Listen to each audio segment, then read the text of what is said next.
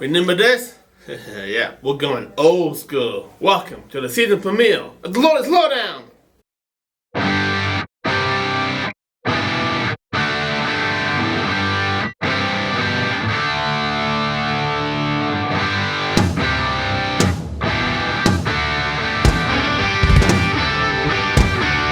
Hello and welcome to the season premiere of the Lotus Lowdown. I'm your host, and today we're going to kick things off learning about healthy relationship building. Establishing healthy relationships. Healthy relationships are built on mutual respect, trust, and open communication. Here are some key principles to foster healthy relationships. Number 1, communication.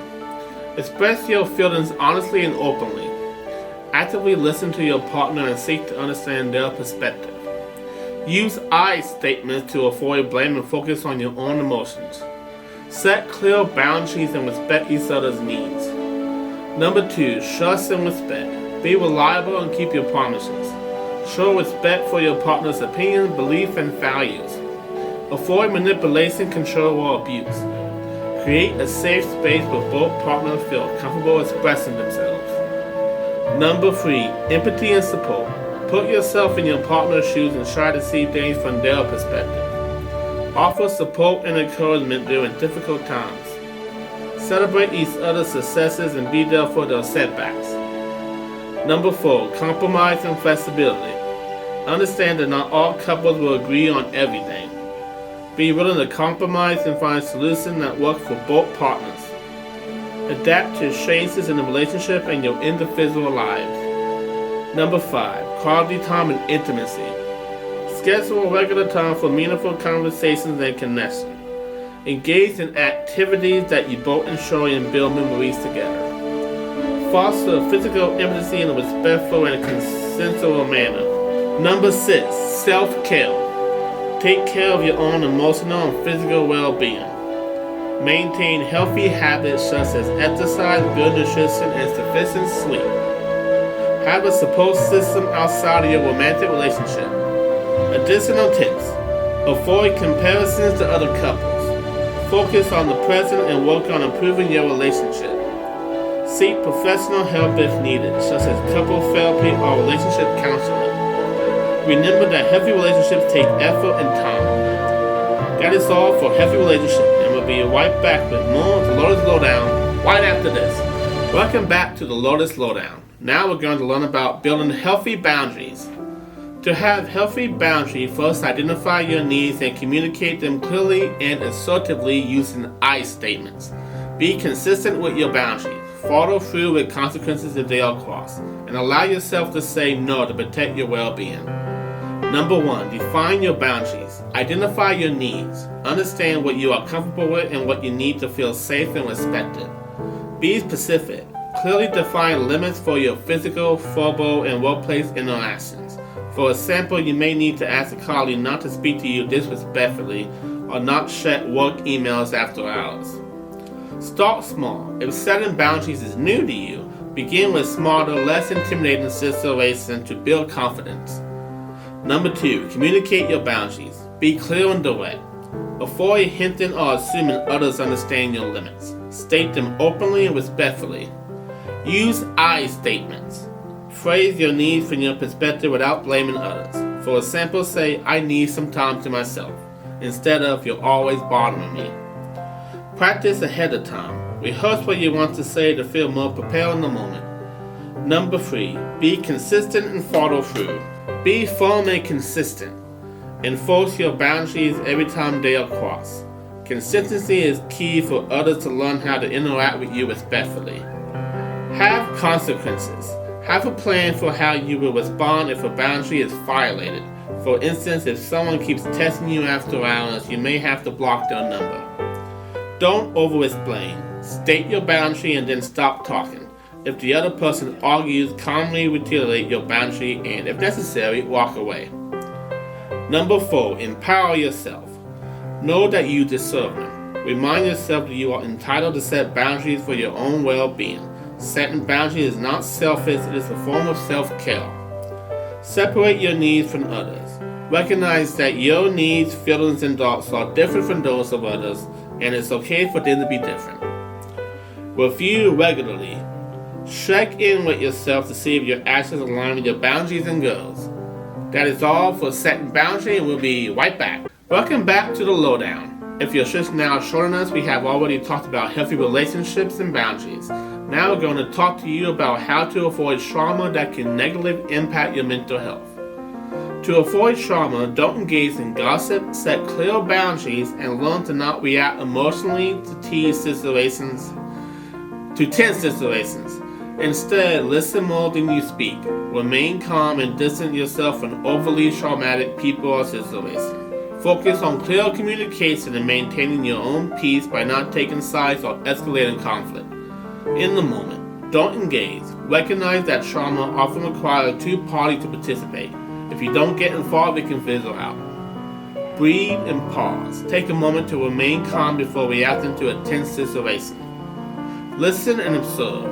Hear the other person out and understand the situation before jumping in with your own opinions or reactions. Avoid gossip.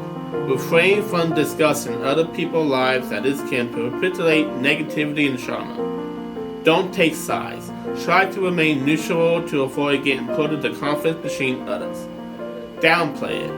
Change the subject to something more neutral or downplay the significance of the issue to de-escalate the situation.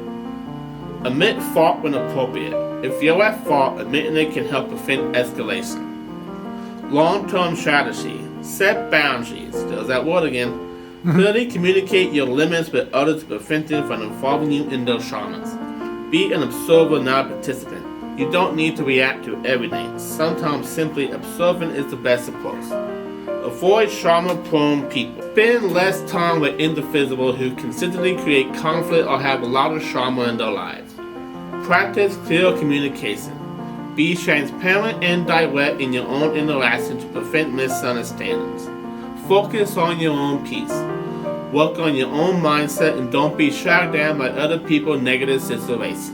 That is all for how to avoid trauma, and we'll be right back. Hello and welcome back to the Lowdown, and today we're looking at stanza number 4. Take it away, Charles. All members have equal access to every clubhouse opportunity with no differential based on diagnosis or level of function. Think we follow that stanza here, Charles? We'll be right back after these messages. Welcome back to the Lowdown. Now we are going to talk to you about how your pregnancy can affect your mental health. Pregnancy can affect mental health due to a combination of hormonal, psychological, and social factors, potentially leading to conditions like anxiety and depression.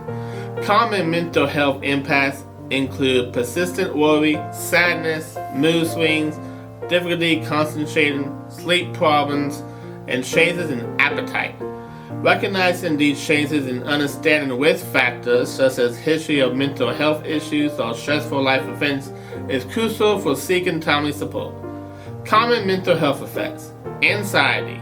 This can manifest as constant worry, restlessness, irritability, rapid heartbeat, and panic attacks. Often focus on concerns about the baby's health or labor. Depression. Symptoms include persistent sadness, lack of interest in activities, difficulty bonding with the baby, and feelings of guilt or being a bad parent. Pregnancy brain, also called momness. This involves forgetfulness, difficulty concentrating, and a foggy feeling, which is linked to hormonal changes in the brain that prepare you for motherhood. Mood swings. Experiencing abrupt shifts in emotions is common and can be a sign of a mental health condition if they last for more than 2 weeks. Contributing factors. Hormonal changes.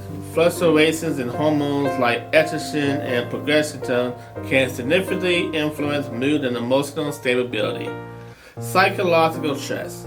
Worry about the future, lifestyle changes, body image changes, and the physical discomforts of pregnancy can all contribute to emotional distress. Social and environmental factors. Lack of support from a partner or family, financial stress, and relationship difficulty can worsen mental health challenges. Medical history. Having a history of mental health issues or chronic medical conditions can increase the risk of developing mental health disorders during pregnancy. What you can do. Recognize the signs. Be aware of symptoms like overwhelming sadness, constant worry, significant sleep or appetite changes, or intrusive thoughts that last for more than 2 weeks. Talk to your healthcare provider. It is important to discuss any mental health concerns with your doctor, who can provide support and guidance. Seek support. Connect with a support group or a mental health professional for therapy and coping strategies. Communicate with loved ones. Share your feelings with your partner and family to build a strong support system. That is all for how mental health can impact pregnancy. Welcome back to the Lowdown, and we're going to go over Clubhouse International News. Around the world Clubhouse. This month we're in Wisconsin, USA. What a makeover, just in time for the holidays. Yaharia House got an enormous gift from the expert design team and a large group of volunteers, supporters, sponsors, and donors. A total makeover, 2 of the house's free flow. Thanks to the local channel NBC 15, you can also take a virtual tour. To all the organizations and individuals involved, a huge thank you. To anyone in the area who wants to experience the makeover and its effects on Yaharia House colleagues, just call for a tour. 608-280-4700. That is all for Clubhouse International News. Welcome back to the Lowdown. Now we are going to do our first ever newsletter spotlight. Is there a link between mental health and natural? It's true that there is clear connection between natural and mental health. Research shows that spending time in outdoors can improve mood, lower stress level, and increase mental skills like memory and connection. Spending 120 minutes or more per week in nature is linked to higher levels of well-being, and even 10 to 20 minutes a day has been linked to lower levels of stress. Spending time in urban green space, seeing nature landscapes, or listening to birds sounds are all casual activities that can have positive effects on mental health. Benefits of nature for mental health. Daily exposure. Studies show that even 10 to 20 minutes a day spent in green environments can considerably lower stress levels. Urban green spaces for people living in cities, in particular parks, gardens, and other urban green spaces offer great mental health advantages. Active versus passive engagement. While passive in person like hiking or walking can also have a relaxing effect, so can simply looking at nature through a window or a screen. Bring nature indoors to create relaxing settings. Use photos in natural scenes or a plants to your house or workplace. We'll be right back with more of the Lowdown after this. Welcome back to the Lowdown, and we're here with another guest spotlight for one of our newest members, Abel. Abel, thank you for joining us. Thank you. And we're going to ask you some questions. Sounds great. Number 1, how did you become a member? Well, I became a member by going through the process. I first heard about the Lotus House on the news, actually, and I came over for a tour, and it was wonderful, and so I decided to commit. Alright. This probably ain't a hard question. How long have you been a member? I've been a member a week and a half. That long already? Or maybe a week. I thought it was like 3 days. No. I've only been here 3 days. What led you to the media unit? I have always loved video editing and stuff like that, and writing as well, and we do a lot of that in the media unit. And so I've just always kind of really enjoyed it in my pastimes, and so when I found a unit dedicated to that, I decided that it would be really good to participate in in a place that other people enjoy the same kind of thing, as well as maybe being able to hone my skills. Alright. What's your favorite thing to do in media? I really do like writing the daily doses, the daily newsletter. It's a way that I can express my creativity in a more concise manner. It's only about 2 pages long, and so there's not a big commitment of having to write a bunch of pieces all at once while still being able to express my creativity through writing. Alright, what's your least favorite thing to do in media? Honestly, I haven't really found anything yet. I kind of enjoy all the work that I've signed up for and done. Alright. What's your favorite thing to do at Clubhouse? I like taking care of the plants.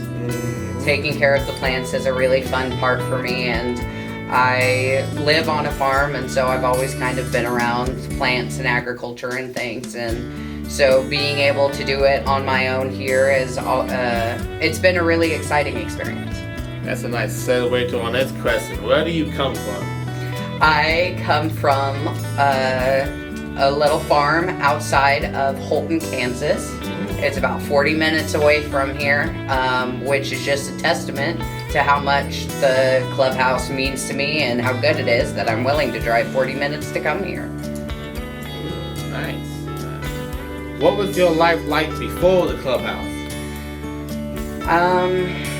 I've been dealing with a lot of mental health struggles, and I had sort of felt like I had lost my purpose. I had went through a breakup where I lost a child in the process, and so I didn't really know what was next for me.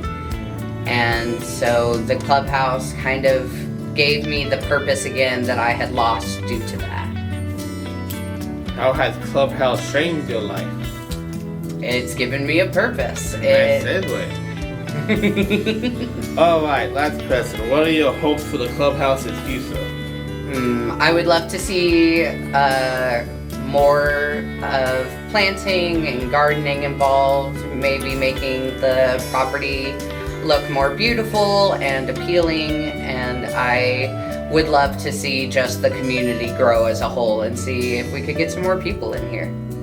That's all the questions I have. Abel, thank you for showing us, and we'll be right back. Welcome back to the Lowdown. We're wrapping things up by reading you what have been written on our celebration board this week. This is where we recognize our fellow members and staff. Number 1, everyone being patient with me while running the salad bar. Number 2, Aldous B for running the salad bar. Number 3, Aldous B for including new members. Number 4, Abel for doing a good job at the editor. Number 5, Abel for being kind. Number 6, Bill for being giving. Number 7, Tom for helping with the salad bar. Hey, that's me. Number 8, Aldous B for cleaning the front entrance. That is it for the season premiere of the Lotus Lowdown. Thank you for joining us here today, and we hope to see you next week for more of the Lotus Lowdown. Until next time, we're your hosts. I'm Tom. And I'm Charles. And we'll see you next week. What are you doing? I'm checking to see if it works. You're on recording. Why is this so freaking zoomed out? Because it's on 18, it's fine. Usually it zooms in more. Okay, you ready? No. You ready? This is gonna drive me insane.